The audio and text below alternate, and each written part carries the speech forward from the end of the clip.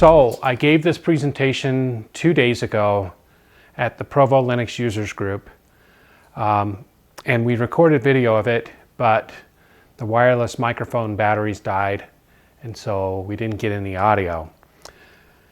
So I just figured I'd do the presentation again here in my basement, and we'd record that, make sure we get good audio, and we'll just pretend that this is the presentation that I gave to Plug. So, welcome to Hacking Diabetes. My name is Doran Barton. You can see my email address is there, and I have been a type 1 diabetic since 2000, November of 2000. We got a little meme on the screen. It says, every day of your life is a science experiment when you have type 1 diabetes. Before we start, I want to start with a video.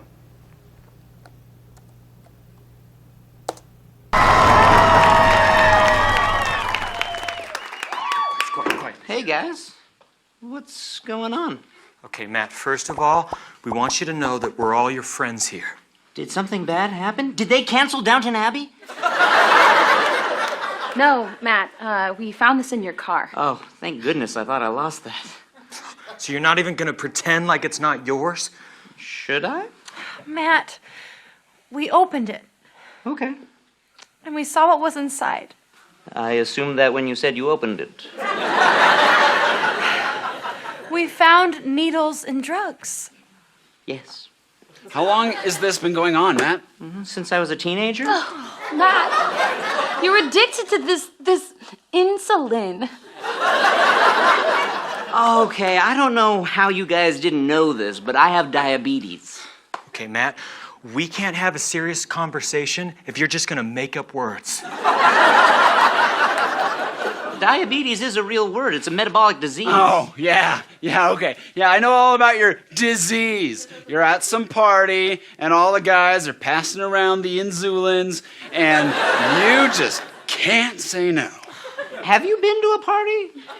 That doesn't happen. Listen, Matt, we're gonna help you through this, okay? You can beat this. Well, currently there's no cure, so... I know it feels that way right now, but you don't need this to be happy. I agree, I just need it to live. No, there's other ways to feel alive. There's natural highs. Here, have this giant pixie stick. Guys! Do you not understand how diabetes works? I need insulin to regulate my blood sugar level. Like right now, I had a lot of carbs at lunch, so I need to take some insulin to break down the sugars, otherwise bad things will start to happen to me. You're just going through withdrawals, okay? That's normal. You're technically right, but... Well, look, Matt, I know you're probably jonesing for your next fix, but you're gonna quit right now. Cold turkey. We already flushed your stash. What? Guys, I'm gonna go into ketoacidosis. Again, Matt, with the words. You can't just say things. Hey, don't you worry, buddy. We're gonna stay right here to make sure you don't call your dealer. You mean a pharmacist? So that's what they're calling them these days. Look, in a very removed way, I am grateful for your concern. But in a more important and life-threatening way, I'm really upset with you guys. You're completely ignorant about a very prevalent disease. Whoa, who are you trying to call? Are you trying to score some more insulin from your pharmacist? No, I'm calling an ambulance, because I'm gonna need one soon. Why? Because my pancreas doesn't make insulin. Okay, we know, Matt. The pancreas is a useless organ. You're thinking of the appendix. No, the appendix is the thing at the back of textbooks. I'm going to freak out.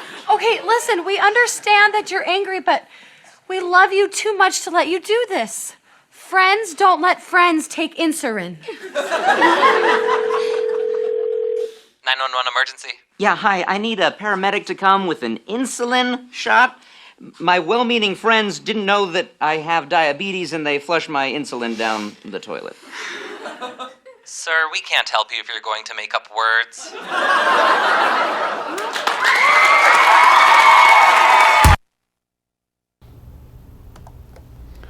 All right, the great Studio C diabetes intervention. So right after that video aired, one of my coworkers came into work and gave me a giant pixie stick. as a kind of a consolation prize or something like that. Okay, so let's talk about what is diabetes. Well, if you look at Wikipedia, it'll tell you that diabetes is a disease in which the body's ability to produce or respond to the hormone insulin is impaired, resulting in abnormal metabolism of carbohydrates and elevated levels of glucose in the blood and urine. So, that's your technical description of the disease. Here is a diagram showing where the pancreas is in relation to some of the other organs in the body. It kind of sits below the stomach, and it's this yellow, brainy looking thing. And in the diagram here on the left side, you can see that the left side of the pancreas works with the gallbladder, and it produces enzymes that aid in digestion. And bile and things like that. Now on the right side of the pancreas is kind of an endocrine system. That's where insulin, glucagon, and other hormones are produced for the body. There's generally speaking two kinds of diabetes. There's type 1 and type 2. Type 1 diabetes is the minority of cases. It only comprises of 5 to 10% of all the cases, and if you have type 1, you pretty much have to take insulin injections or some means of supplementing the insulin your body doesn't produce, and you cannot prevent type 1 diabetes. You just can't. It's also not caused by eating too much candy. That's another myth.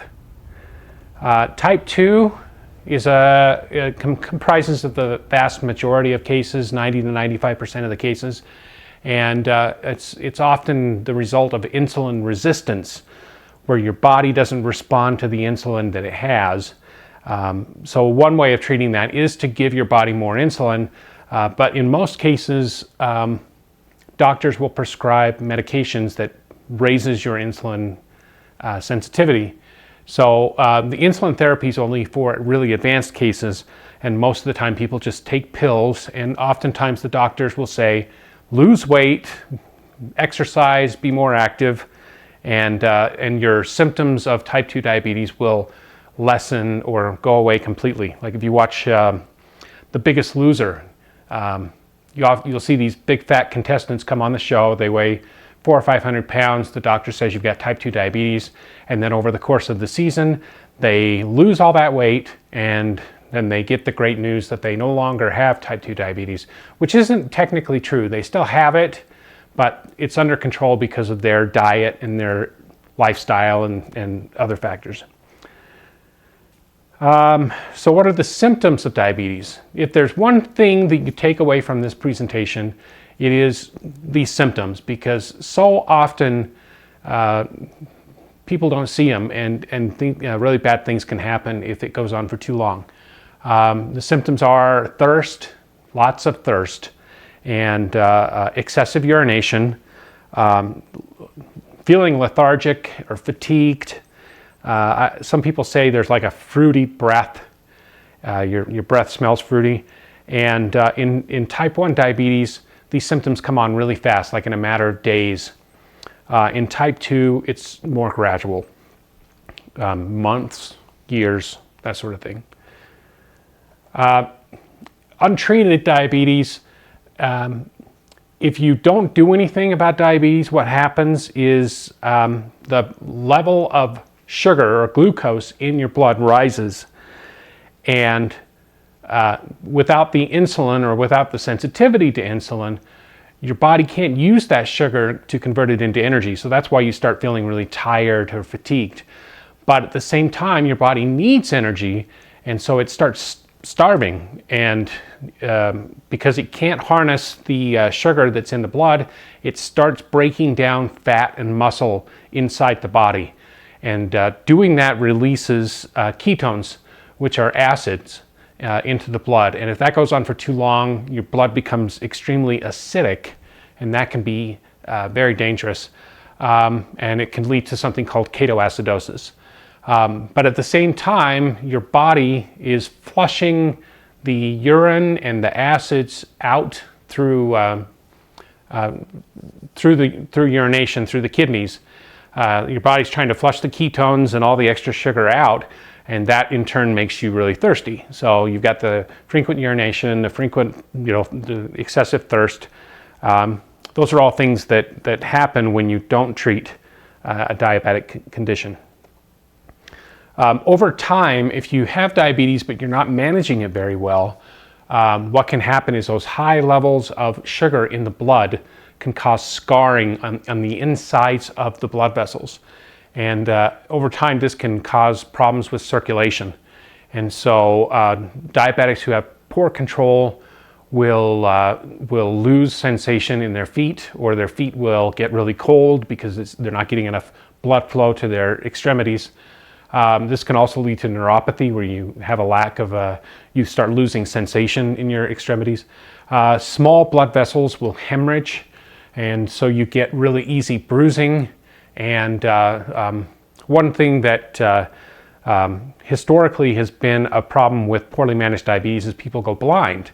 There really is no reason for that anymore, as long as you're going to an eye doctor every year, because they can detect that and do something about it before it becomes full-on blindness.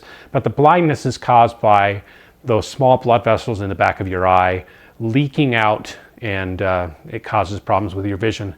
And then you can have kidney damage as well, and that's never a good thing to deal with. So how do you properly manage type 1 diabetes? Well, you have to check your blood sugar, and we usually do that with a glucose meter, and then you give yourself insulin. You inject it for what you eat.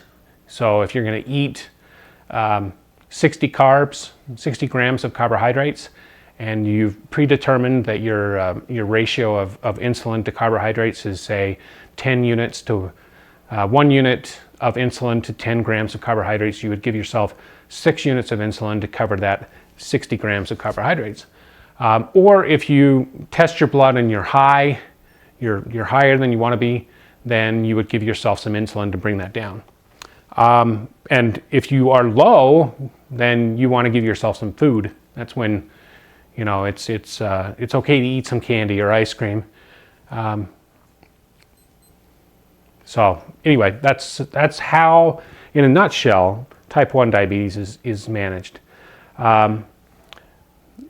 The way that you determine how well over time you've been managing your diabetes is when you go to the doctor, they'll draw some blood and do a test called the hemoglobin A1C test. And the way this works, the logic behind it is that your blood cells regenerate themselves in the body every 3 months. So they are at most 3 months old. And over their lifetime, they will capture glucose on the surface of the blood cell. And so what this test does is it measures the percentage of the blood cells that have these glucose attached to the cell. And that percentage tells the doctor roughly how well what your average blood sugar level has been over the last 2 to 4 months. And so that number for normal people is between 4 and 5.6%. If it's above 5.6%, then they start thinking maybe you are pre-diabetic, that you're on the onset of diabetes. But if it's over 7, you're pretty much diabetic. And at that point, they just need to figure out, are you type 1 or type 2? Most diabetic kids are told to keep their blood sugars, keep their A1C under 7.5, and adults under 7. And what's funny is if you go to the doctor, you find out you're doing a great job on your A1C, it's only natural to go out and get a cupcake. All right, so let me tell you a little bit about my diabetes diagnosis. It was November of 2000. I went with a friend down to Las Vegas to Comdex. Comdex was it was the precursor to the Consumer Electronics Show. So it was a big computer technology show, and the whole way down there, I was saying, hey, can you get off on the next exit? I need to hit a gas station, either because I had to pee really bad or I was really thirsty. So, you know, we were getting off every 10, 20 minutes so that I could take care of business. And I kind of knew as the longer this went on that it might be diabetes, because I have a niece that was diagnosed a couple of years before that. Our trip to Las Vegas was supposed to be 3 days, but we cut it short because of what I was going through. We came back in 2 days.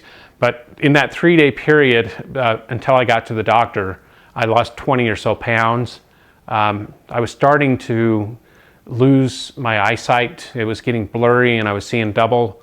And when I finally got into the doctor that 3rd day, my blood glucose level was around 600 milligrams per deciliter, where normal is between 80 and 120.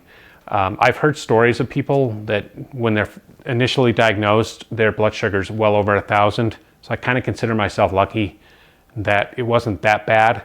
My doctor at the time gave me 2 kinds of insulin, Humalog and NPH, which is a long-acting insulin that lasts about 12 hours. And so I had to give myself the NPH twice a day, and the Humalog every time that I ate or when I needed to bring my blood sugar down from being high. And then a couple of years after that, my doctor swapped out the NPH with a new 24-hour insulin called Lantus. So let's talk about, now that we've kind of discussed what diabetes is and how you deal with it, let's finally get to what we really want to learn in this presentation, and that is the technology that helps people with diabetes, and then what we can do with that technology. The technology, we talked a little bit about the blood glucose meters. This slide has a picture of one up there in the upper left-hand corner. These are little battery-powered meters. You put a disposable strip in one end, and then you prick your finger with a lancet, get a little bit of blood. You touch that blood to the strip, and then within about 3 to 5 seconds, the meter shows a number that is the milligrams per deciliter of sugar in that blood sample. Insulin injections, you can get vials of insulin and draw out that with syringes. It seems like a lot of people prefer using the pre-filled pens because you can just dial up the number of units that you want to inject and then administer that. And then when there's no more insulin, you just throw the pen away and grab another one out of the fridge. Another option is the insulin pump. So that means that you're always connected to a pump, and the pump is always giving you insulin. And then when you sit down to eat a meal, you say, I want this much insulin to cover my meal. And then, well, this picture here, over on the top right is an insulin pen. And then in the bottom, this is a picture of Sierra Sanderson. She was Miss Idaho USA in 2014, and she is wearing her T-Slim insulin pump along with her swimsuit on stage. She was the first Miss USA contestant to do something like that. This year, Krista Ferguson, who's Miss Michigan, wore her continuous glucose monitor sensor, which is the next thing on the list here. Continuous glucose monitors, or CGMs, are devices that you put on your skin somewhere on your body, has a little sensor filament that goes down into the skin, and it measures your blood sugar every 5 minutes. And then sitting on top of that sensor is a transmitter that sends that data to a receiver. The nice thing about that is you're measuring the blood sugar every 5 minutes, whereas a blood glucose meter just gives you a point in time measurement. And like when I was first diagnosed with diabetes, my insurance would only cover enough glucose meter strips to where I could use maybe 3 to 5 strips a day. And so that would give me enough to get measurements before my meals and before I went to bed. But it didn't give me enough to say, okay, I shot this insulin before I ate lunch. Now 2 hours after lunch, what's my blood sugar? Well, I can't test because my insurance doesn't cover enough strips for me to be able to use a strip to test that. So the nice thing about continuous glucose monitors is you have a constant testing cycle, and then you can begin to see these trends. The receivers show you a chart, and so you can see that, you know, when you eat, this is what happens to your blood sugar over time. So here's this next slide is all about the continuous glucose monitor. In my opinion, a CGM is the most powerful tool available to diabetics today. More than insulin pumps, more than different kinds of insulin or anything like that, because it gives you that wealth of information about what your body's doing over time. It measures your blood sugar every 5 minutes, it shows you trends, and perhaps most importantly, it can be set up to sound alarms when your blood sugar is higher than a certain level or lower than a certain level. In both cases, that can be dangerous. If your blood sugar falls too low, your brain is starved for energy, and if your brain doesn't get the energy it needs to do its work, you die. If your blood sugar goes too high, you become hyperglycemic. Low is hypoglycemic, high is hyperglycemic. Then you run into a situation where you're looking at ketoacidosis again. And over time, that can become dangerous or fatal. So this is great because the CGM will give you alarms so that you can intervene before a situation becomes dangerous. Okay, so this slide talks about my management history. As I mentioned before, in November 2000, I was prescribed the Humalog and NPH, and they gave me a glucose meter so that I could test 3 to 5 times a day. And then a couple of years after that, they switched me over to Lantus. So that's a 24-hour insulin to kind of cover a baseline of insulin requirement for the day, and then the Humalog for meals and corrections. And I pretty much just kept doing that for about 11, 12 years until February of 2013. And that's when I finally went to a endocrinologist and said, you know, I've been maintaining my diabetes, but I don't think I'm really tackling it aggressively, and I'm not managing it as well as I can. So I'd like some help. And so the first thing that they did was they got me set up with a Dexcom G4 continuous glucose monitor, or CGM. A couple of years later, I upgraded to the Dexcom G4 Plus Share. And in 2016, I switched from Lantus to another long-acting insulin called Toujeo, which is basically Lantus, but it's 3 times more concentrated, so you don't have to shoot as much. And in 2017, I started using a Medtronic insulin pump for a reason, and we'll get to that.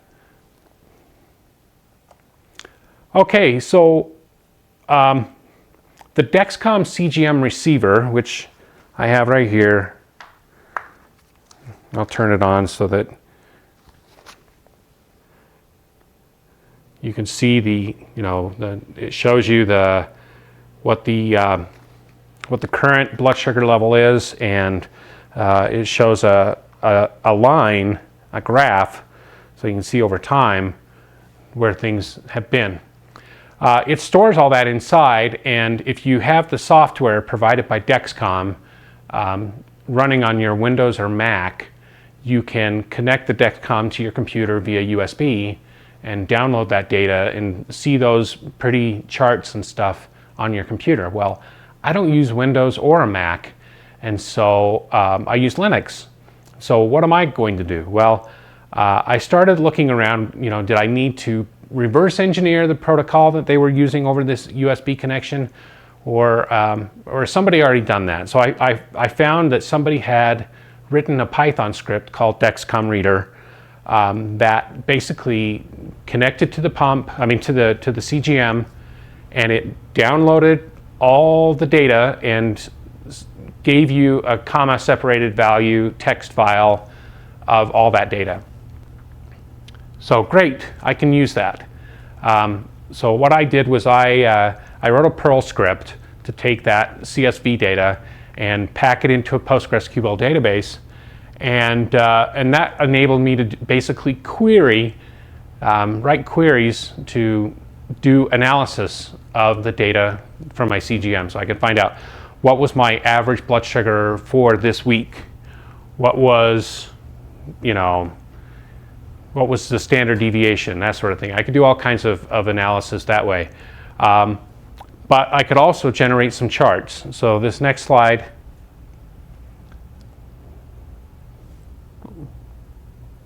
there we go. Here's the chart that I generated with my Perl script for August 29th, 2015.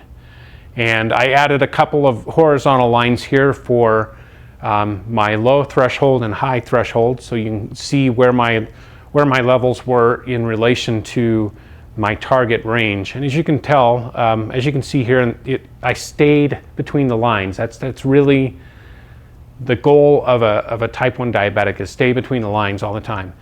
Choose a range and stay between those lines. That's our goal every day.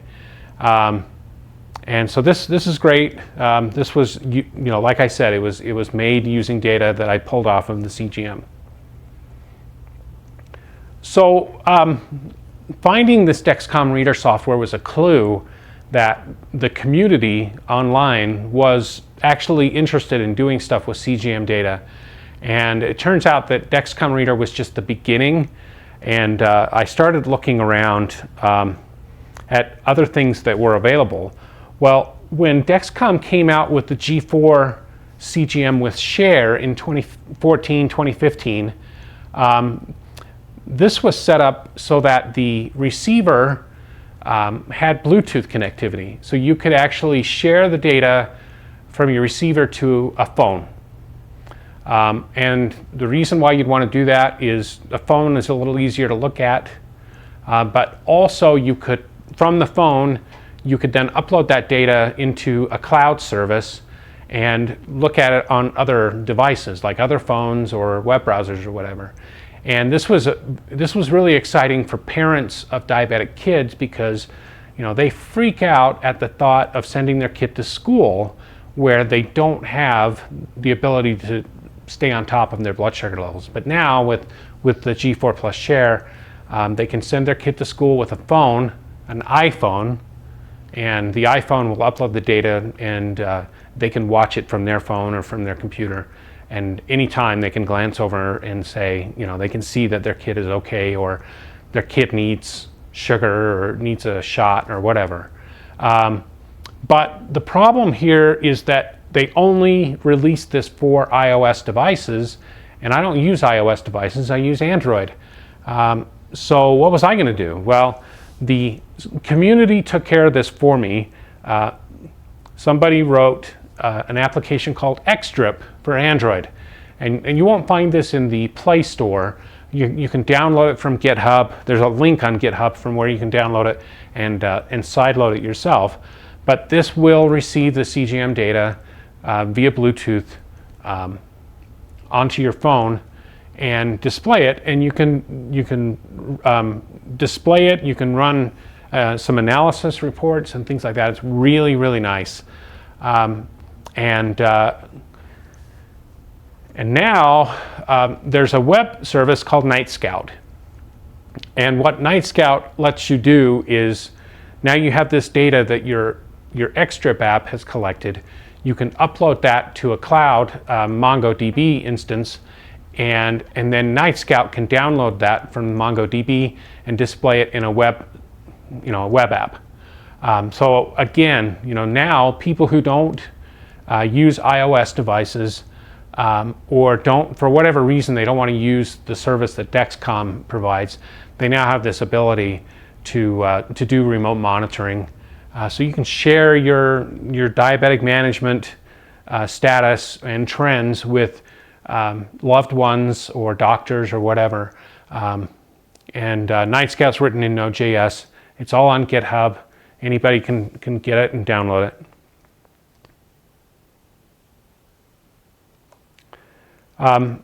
So the community that's been working on ways to help diabetics, a lot of this was because they were getting frustrated with companies like Dexcom not moving fast enough. Before the G4 with Share was available, people were connecting their G4 to a computer with a USB cable and downloading the CGM data, or to a phone and using the phone to an X strip to visualize it and send it up to a cloud service. But they were doing this because they saw the value of being able to remotely monitor the blood sugar levels and whatnot.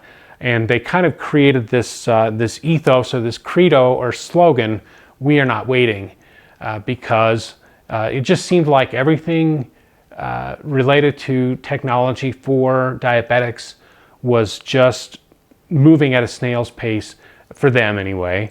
And part of that is because any medical device manufactured in the United States has to get approval from the FDA, the government department that approves medical devices and declares them safe for use.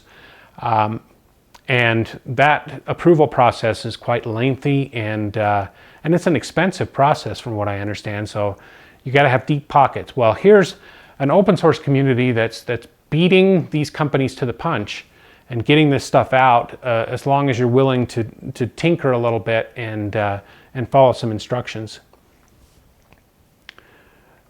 So what kind of progress have I personally experienced from all this? Well, in 2013, before I started using a continuous glucose monitor, my hemoglobin A1C levels were coming back between 8 and 8.5%, which isn't terrible, but it's certainly not the target of below 7. So I'm happy to say at the end of 2016, that A1C level is down to 6.8. And so that represents a big improvement for me. And I attribute a lot of that to the CGM and all the help that I've gotten from this open source software. So when I gave the presentation at Plug a couple of days ago, at this point somebody said, so is there a way that someone could take the data from the CGM and make dosing decisions based on that data, like send it to an insulin pump, so that the insulin pump was automatically giving you insulin based on what your blood sugar levels were? And I said, you're getting ahead of me, because that's the next slide. The artificial or bionic pancreas, this is the ultimate solution. You got your CGM data and you're sticking some logic in there that does something with the CGM data and sends commands to the insulin pump. And this is why I went out and got myself an older Medtronic insulin pump, because I wanted to be able to take advantage of this. There is an open source project that does this. But before we get there, the FDA, as I mentioned before, approval takes forever. Here's a bear sitting at a picnic table waiting patiently for a commercial artificial pancreas product to come out on the market. He's losing his patience. This is the 21st century. We should have this by now, and it hasn't happened yet. This bear is getting mad. The good news is that Medtronic already has a product out called the 630G. It came out last fall, and the 630G does a little bit of what you would expect for an artificial pancreas. So what the 630G does is it will suspend insulin delivery if your blood sugar goes down too low. So that's kind of like a first step. Later this year, they're supposed to come out with the 670, and the 670 is pretty much a closed loop solution where the pump will automatically give you insulin when your blood sugars go high, and it will suspend insulin when your blood sugars go low. But it has some caveats. But meanwhile, since 2013, a couple of people, a whole community of people online have been working on a kind of do-it-yourself artificial pancreas system, and it's called OpenAPS. And initially, it was set up to run on a Raspberry Pi computer, but now it runs on a Intel Edison, which is a smaller single board computer. And I've got one here in my pocket, and I'll show it off so people can see it.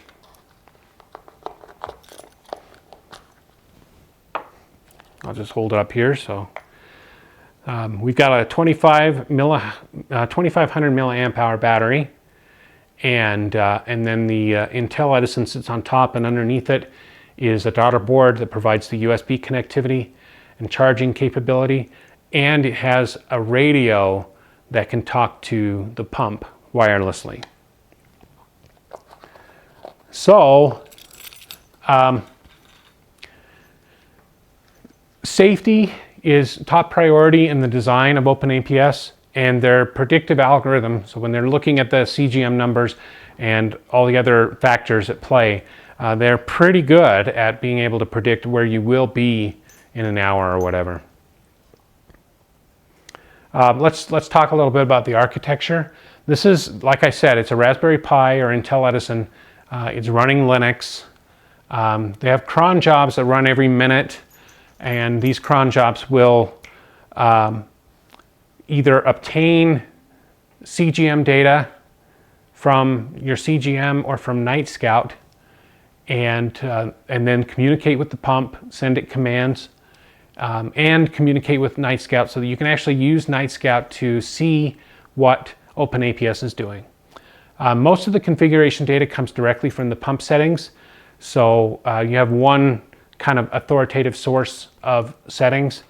And I think the real genius here is, and this is for safety and also leveraging what the pump is capable of, the changes to the pumping, the insulin dosing is done through temporary basal rates.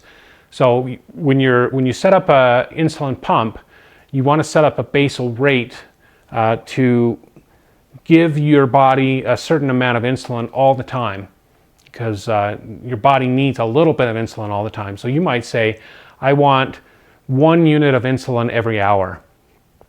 But what OpenAPS can do is it can set a temporary basal rate of like 3 units per hour or something like that, to bring a high level of blood sugar down. Or if your blood sugar is low, it can temporarily suspend insulin delivery so that your blood sugars will come back up.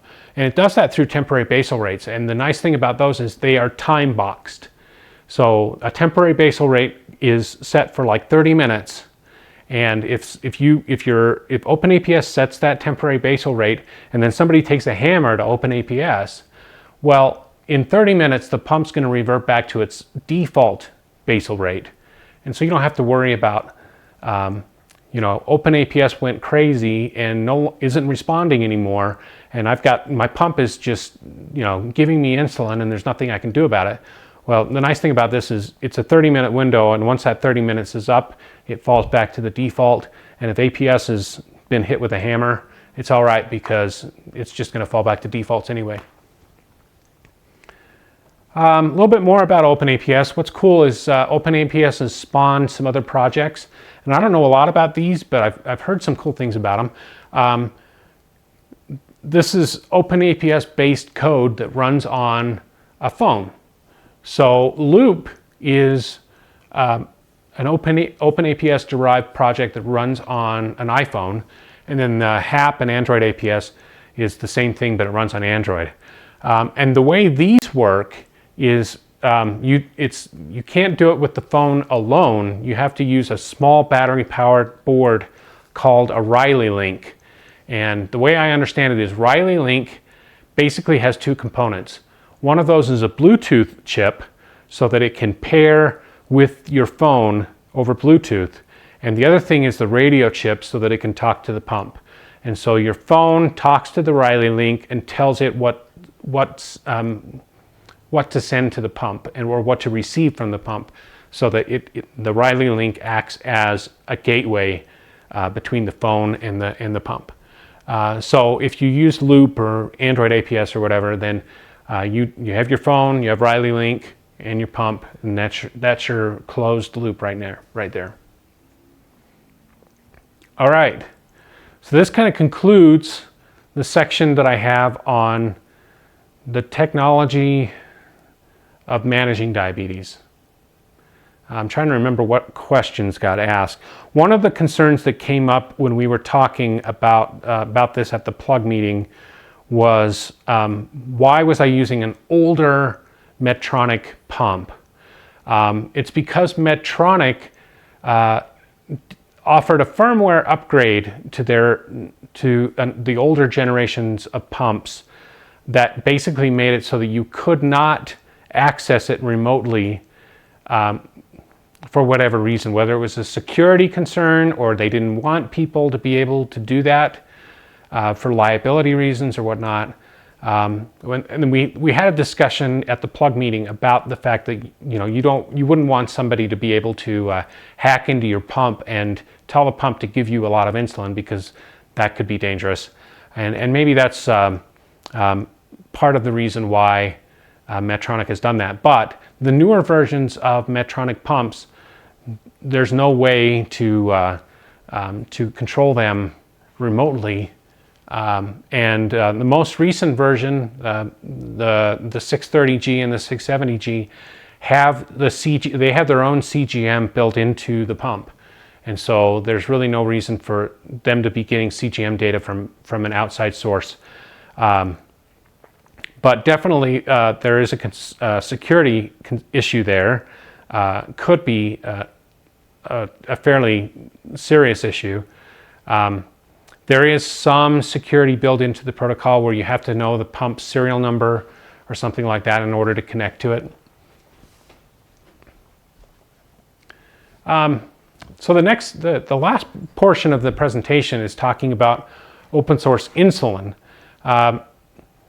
Last week, Eli Lilly, the maker of one of the two major versions of insulin, just announced that they're raising the prices of Humalog by 8.7%. Some of you have heard about the controversial EpiPen prices. The EpiPens for people who have anaphylactic reactions to things.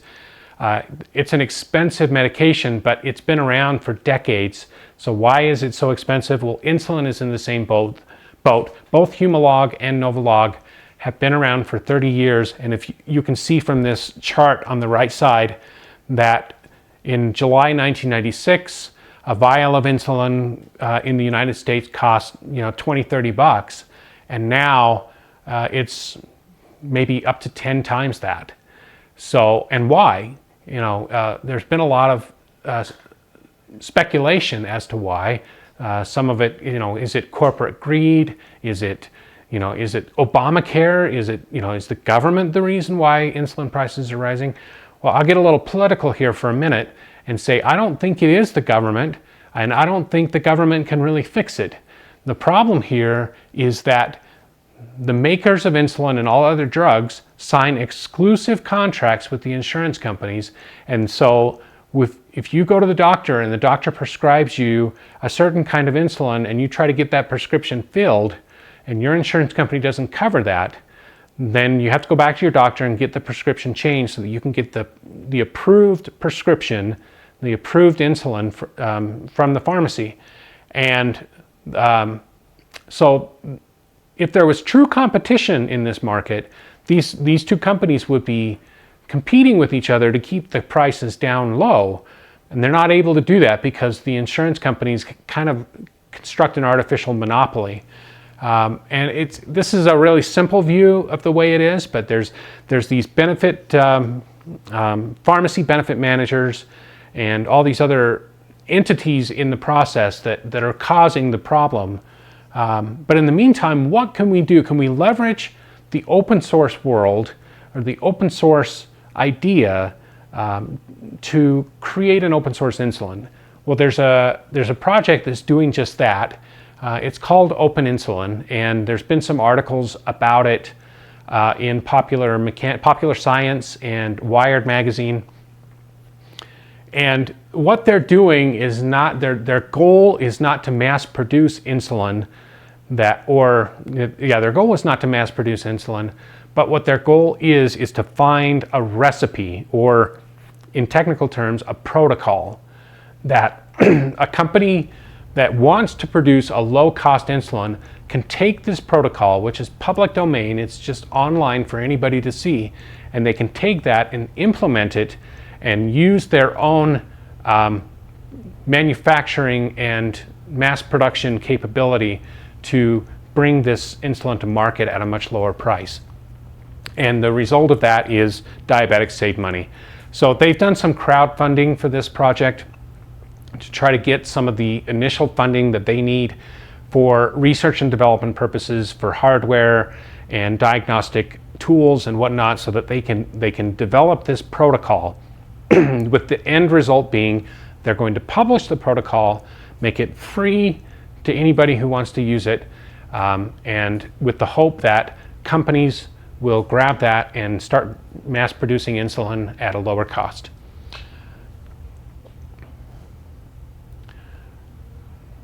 So it's kind of a cool idea.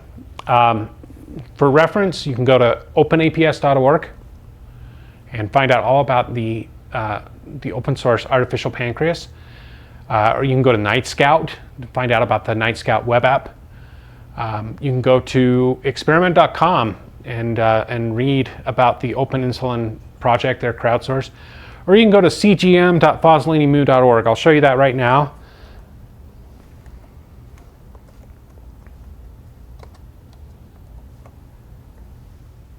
This is my Nightscout page. And so you're seeing right now what my blood sugar is doing at this moment. What I want you to pay attention to is this blue graph, this inverted graph at the top of the chart is showing the OpenAPS is either suspending or providing more insulin. So right now my blood sugar is going up a little bit. My target level is between 110 and 130, and so right now I'm 160. So as you can see, that large blue area is OpenAPS saying we need to give them a little bit more insulin.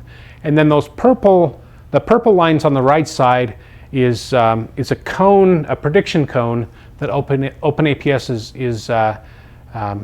has said this is where his blood sugar is going to be in the future. So this is awesome. Anybody can look at this. You can't, if you go to cgm.fossilinimu.org, you can't give me insulin. That's one thing people always wonder, if this is unsafe for me to give to people. You can't give me insulin. You can pretty much only see what's going on. There's a lot of information here. You can see if you hover over the OpenAPS pill over here, it'll actually show you some of the raw data that OpenAPS is doing. It's showing that I have 1 gram of carbohydrates on board. It shows my insulin sensitivity factor is 15, which is a little lower than it has been in the last few days. And some of the data that it uses in its own analysis. So that's my Nightscout page, and it's updated every couple of minutes. All right.